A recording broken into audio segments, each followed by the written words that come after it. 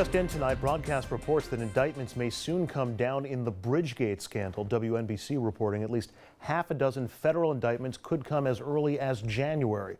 Former staffers to Governor Christie and current and former Port Authority officials may face indictment. Apparently, nothing directly linking the governor there, and two recent reports have failed to link Governor Christie to those bridge closures. More on that in the coming days.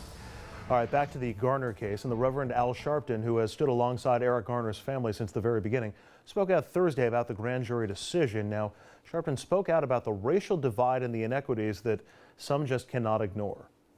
We want a centralized march around the specific addressing of a broken system that the grand juries have only underscored.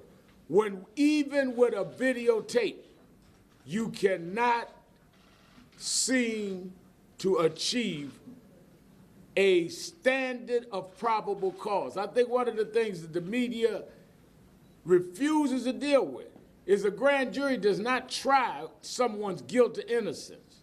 A grand jury decides whether there's probable cause to go to trial to determine someone's guilt or innocence. And if one is to look at that video and says that is not probable cause, a man laying down already surrounded by police and you're still choking him while he says, I can't breathe 11 times, if that is not probable cause, then I don't know where probable cause has ever been established. We just watched a man in Nevada confront with arms federal marshals over federal property that he was using as cattle.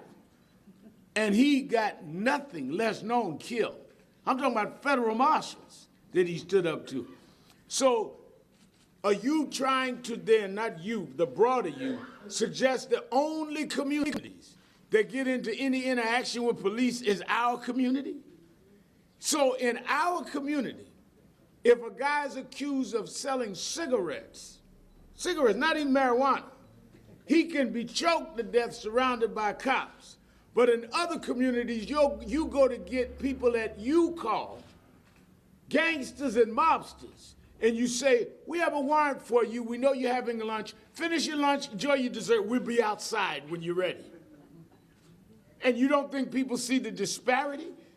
They have more respect and regard for mobsters than they do for guys selling cigarettes, and you wonder why we're outraged?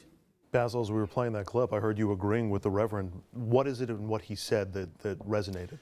He's talking about the gentleman in Nevada. Cliven Bundy? Cliven Bundy. I remember that story very, very well. And I said, isn't this interesting? Here's a guy that owed millions of dollars to the federal government, and he essentially barricaded himself onto his property and held the federal marshals at bay with his friends, all with automatic weapons.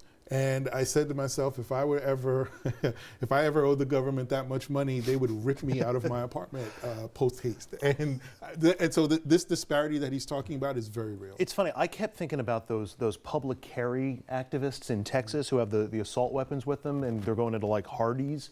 You can't tell me there wouldn't be a disparity in how police responded if that person was white or black. No, you can't. I mean, it would be different. And I think that's one of the things we're talking about. I have to say, though, whenever Al Sharpton talks, I tune out. I tune out. I don't care for his manner. I don't care for the way he approaches it. I just tune out. So I don't disagree with some of the things that have been said. Unfortunately, we have to leave it there. Scott, Basil, thank you so much. You honor me with your presence on the panel, and thank you very much. We're going to take a quick break. We'll come back with news-making headlines in the Hudson Valley. Stay with us.